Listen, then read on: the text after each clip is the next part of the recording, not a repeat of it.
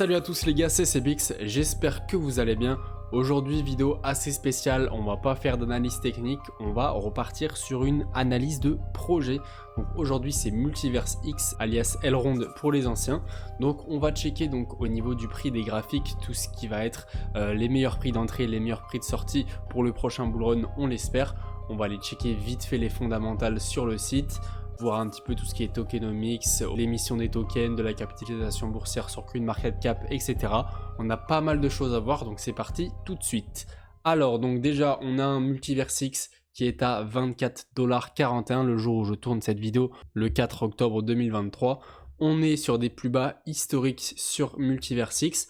On a une capitalisation boursière de 635 722 000, ce qui est clairement extrêmement peu comparé à ce qu'on avait au top du bull run au niveau des 540$. On a un volume sur 24 heures qui est de 11 873 000, ce qui est très très faible pour une crypto qui est capitalisée au niveau de la 54e place sur CoinMarketCap, parce que vous pouvez voir qu'au niveau des volumes, on n'est que 172e. Offre en circulation, ça c'est très important. Au niveau de l'émission de tokens, on a déjà 82,9% des tokens qui ont déjà été émis. Alors ça c'est une très bonne chose. Sur la majorité des cryptos, on est encore moins de 50%. En tout cas sur les projets qui sont assez récents. C'est pas le cas de GLD. En même temps, le projet a plusieurs années. Il a été créé, donc on peut le voir sur la charte fin 2020. C'est cool, ça veut dire qu'on aura une inflation qui sera quand même assez réduite sur les prochains mois et les prochaines années. Comme vous pouvez le voir, on a actuellement 26 millions de GLD grosso modo et on pourra en avoir maximum 31 millions.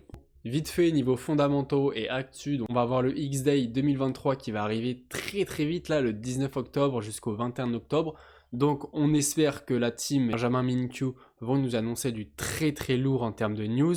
Au niveau de la roadmap, normalement on peut deviner ce qu'ils devraient nous annoncer. On a X-Fabric qui doit arriver pour le troisième trimestre 2023 et on a aussi X-World pour le quatrième trimestre 2023. Donc bonne news, on a quand même deux gros projets sur X-Portal qui, je le rappelle, est l'application sur téléphone du projet Multiverse X qui s'appelait anciennement Maillard. Au niveau du X-Day, est-ce qu'on n'aurait peut-être pas un petit peu de hype qui pourrait nous monter la hausse des prix? Ça, je sais pas. En tout cas, l'année dernière, à l'ancien X-Day, on n'en avait pas eu. Alors ça veut pas dire qu'on n'en aura pas cette année, mais avec un marché qui est encore plus bas que l'année dernière, ça m'étonnerait, à moins qu'on ait vraiment des trucs de fou qui soient annoncés. À mon avis, on n'aura pas de grosses répercussions sur le prix.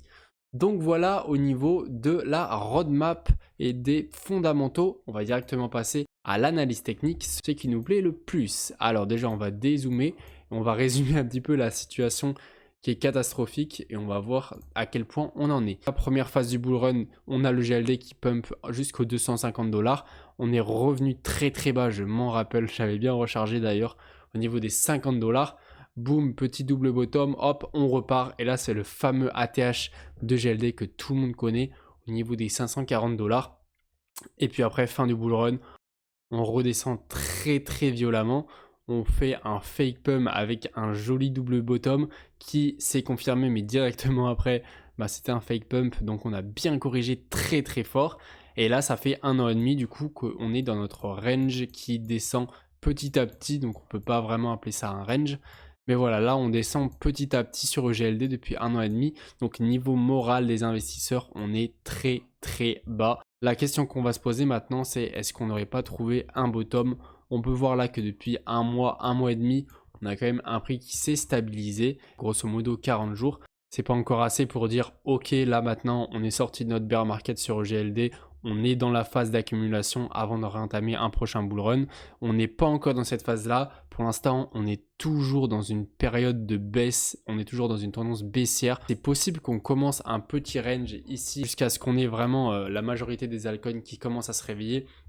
Et là, on pourrait avoir un EGLD qui commence enfin une petite tendance haussière et qui vient break donc ce range et pourquoi pas même ce canal. Après, les targets qu'on pourrait atteindre pour la sortie et pour le prochain bull run, vous allez voir qu'on a plusieurs paliers qui vont peut-être nous bloquer. Donc on va se mettre en weekly, ça sera bien plus clair. J'ai tracé un Fibo sur toute la tendance baissière, donc ça va correspondre au short. Là, on va avoir les 0,382. Là, on va avoir notre zone de rechargement entre les 0,786 et les 0,618. Ce qui pourrait nous bloquer, premièrement, ça va être les 0,382. Et en plus de ça, ce qu'on rajoute, c'est beaucoup de monde qui sont emprisonnés juste ici. On a stagné assez longtemps ici, donc forcément, Au-dessus, là, on a pas mal de personnes qui sont bloquées. Quand on va arriver dans ces ordres de prix, il y a beaucoup de monde qui vont vendre. Donc ça va créer une grosse pression à la baisse. Et puis en plus de ça, il y aura tous ceux qui seront rentrés sur le projet dans le bottom comme nous, devront récupérer une partie ou alors la totalité de leur investissement. Donc ça va nous faire une pression acheteuse qui va être encore décuplée. On va passer ça, là on n'a plus grand chose qui nous retient, donc ça nous amènerait directement au 0,618 et au 0,786, cette zone de rechargement. Je pense pas qu'on y resterait très longtemps. En plus, niveau liquidité, on n'a pas énormément de choses. Troisième obstacle, bien évidemment, donc c'est l'ATH au niveau des 540 $ sur le GLD. Moi, je vais pas vous le cacher, ça fera déjà longtemps que je serai plus dans le train sur le GLD. Mais si vous croyez en projet et que vous êtes là vraiment sur le très long terme et que vous avez des objectifs de prix qui sont l'ATH, c'est respectable et j'espère que vous y arriverez. Et encore après, pour les plus fous d'entre vous, on a le Fibo qui nous indique les différents prix de sortie au niveau des 1,618, ce qui nous emmènerait aux 900 $. On est à 25 $ les gars, et c'est une crypto qui est déjà assez capitalisée. Donc moi honnêtement, je ne prendrais pas le risque d'avoir un plan qui vient chercher des targets aussi hautes. Et puis après, on a même les 2,618 au niveau des 1500 et les 3,618 au niveau des 2000 $. Mais là, c'est un petit peu de la folie pour une crypto qui est déjà top 50. Moi, personnellement, la majorité de mes cryptos, elles vont partir au niveau des 0,382. Après, c'est pas comme Bitcoin et Ethereum où j'ai un plan qui est très précis avec différents pourcentages que je vais vendre à des moments précis au niveau du bull market. Donc voilà les gars, c'est tout pour cette vidéo. J'espère que ça vous aura plu. Si c'est le cas, n'hésitez pas à mettre un pouce bleu, à vous abonner pour les nouveaux et pour me soutenir, ça me ferait extrêmement plaisir. N'hésitez pas à me dire vos retours en commentaire. Si j'ai oublié des choses, ça peut arriver. Si vous voulez me compléter sur certaines choses ou si vous avez des questions, je me ferai un plaisir d'y répondre en commentaire, bien évidemment. Sinon, moi je vous dis c'était CBX. On se retrouve demain pour une prochaine vidéo. Allez, ciao!